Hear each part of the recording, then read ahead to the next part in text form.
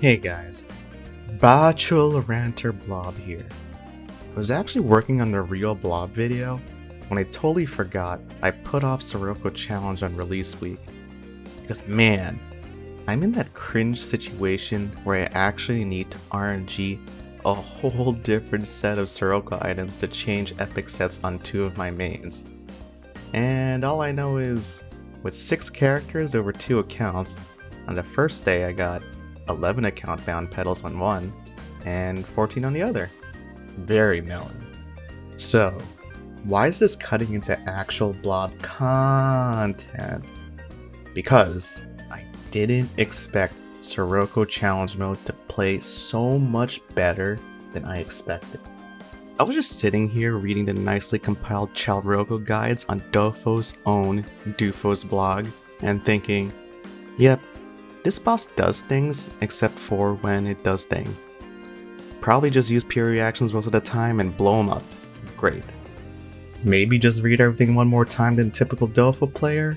And okay, let's just go do it live. So yeah, I just went with my stronger main characters in each account first, as I'm semi-blind at this point. Yeah, logical. Of course, there's no point in talking about how my own juiced characters in Chalrocco fare, because we already knew that from watching challenge ranking mode replays in Korea, because those were basically 40-second Sandbag videos even before Black Purg. But let me tell you, when I hit what I call my strong alt characters, aka the ones that just happened upon gear and just get tertiary BIST investment, it's like I hit the gear sweet spot for my skill level. With enough practice, I would be averaging boss lengths that would show a little over 1 full rotation of patterns.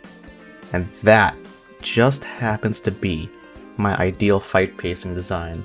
Further, as I was going through the dungeons with these characters, the new changes that I previously skipped ended up being decent mix-ups to what raid is normally like. Wish you guys thought of that more for Luke Hard raid. Yikes. Anyways, ending my 6 character session on my rogue alt, I got a run last Sunday that was so galaxy brain, I just had to start a rant video instead of what I was doing. So here we go, I'm just gonna go skip to the best part. It's time to look at Boy Sirocco again.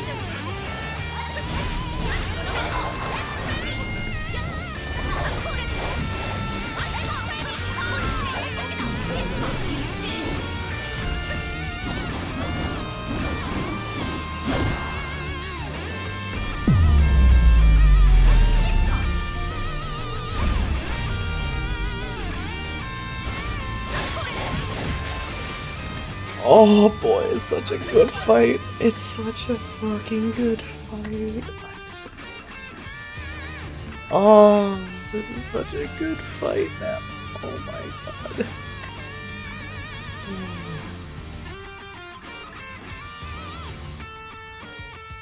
Guys, as someone who's often done the Dofo speedrun thing of resetting to get perfect runs for the gram or whatnot, I swear this is on the first try.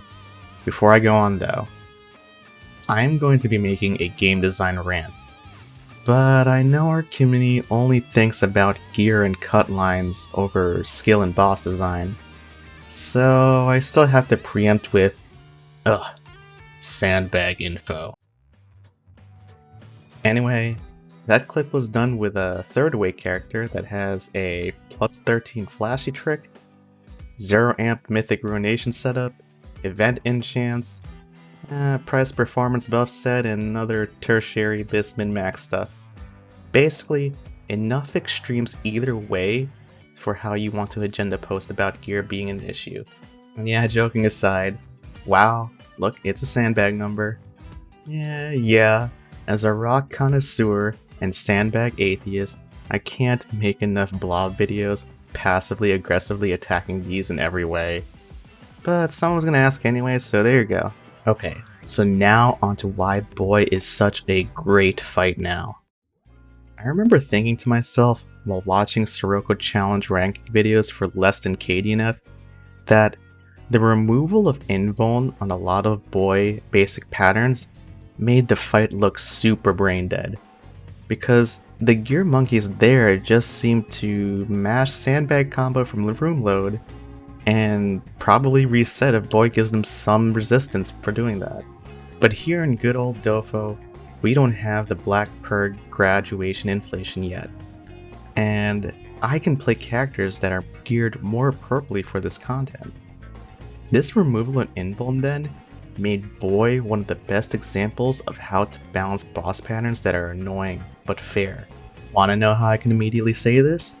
In one of my concept of Blob videos, some of you might have been smart enough to guess that the section about visual indicators for Leste patterns was potentially worth a lot.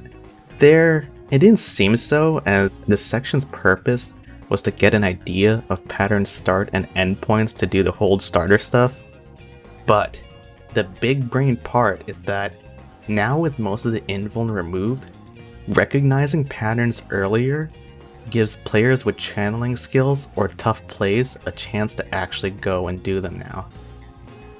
Because check this out, at this point I guerrillaed going in while the boss was obscured by my previous Aslan spiral effect. So we're going to be later than usual to react. In particular, I'm worried the most about the super hold move Boy has. And here comes my first piece of info, the circle ground indicators. This shares animations with the move I feared, but with only Hurricane up, I just do it trusting in the possible follow-ups. While spinning, I see it's actually just the homing laser pattern, but since I know Boy recovers pretty fast from this move too, and there seems to be a cluster of small hits right on top of me, I'm just gonna cut this short and dodge. So, it's time to get on the getaway car with rogue mechanics. Let's dodge the low Z-axis hitbox of this move by jump canceling for extra height off an early Hurricane hit end, cancel spiral to gain distance from the floor indicators, and insta drop cancel so I can stay close enough to react to the next pattern. Godlike, at least for Dofo standards. Let's go over some other options too.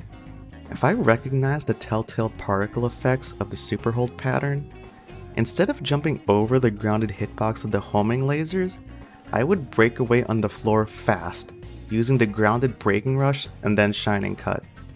That's because the super hold hitbox starts higher up in the air versus the homing laser, which just hurts you when landing. And that's outside of whether I had big invuln moves left like XL Strike. All of Boy's other patterns are like this too. Kinda long startups and active durations which make you think you got a free sandbag, but the outcome can still kill you if you think you could still get away with a big channeling skill. Remember, random small hits are still like 30ish% of your health each, due to the no satyr defense buff balance of solo modes. So are you sure you want to super armor through that? Finally, I want to talk about how bullet time management changes due to these Invuln differences. In the past, you would just use it on very obvious open windows full stop, and maybe remembering to keep it above a certain limit for sword pattern. But now, you can use it to force the optimal version of your coming skill cycle by turning it on for short periods as you need it. And if you haven't noticed, boy patterns do the thing where it puts an indicator or small damage hitbox first before the big one comes, which happens to be a bullet time favorite. We're not done, because we gotta add in this groggy phase being bullet time friendly now. Using bullet in Sirocco challenge here actually extends this down period this time. Another use for the main raid mechanic opened up. But don't get ahead of yourselves this time. With all these new uses for bullet time, you still have to care for the potential of the sword rain pattern, and thus completing the balance of bullet resource management. So there you go. Maybe you can argue they nerfed Leste Sirocco to be way too easy now, but I always find that there's a difference between when a random player says something is brain dead versus when someone like me says it's brain dead. Because new players would probably think so based on what average Dofo players say, or watching juice players in Roku top ranker videos. But to me, the fact you can practice and get payoffs for most boss pattern tells is godlike. Now, instinct-based play visually appears to be brain dead play the most, but there's usually work behind that set play. Dofo is still far from the god action game design version of this though, but having your favorite game make some good strides in the face of casual based balance feels good, man. Anyway, I'm still looking for the literal perfect god tent for Dofo. Though Sirocco challenge is definitely overall above average and possibly high tier above, every S tier contender for endgame content is varied enough that there's always going to be the equivalent of the garbage Woodsworth fight somewhere in between the sea of good.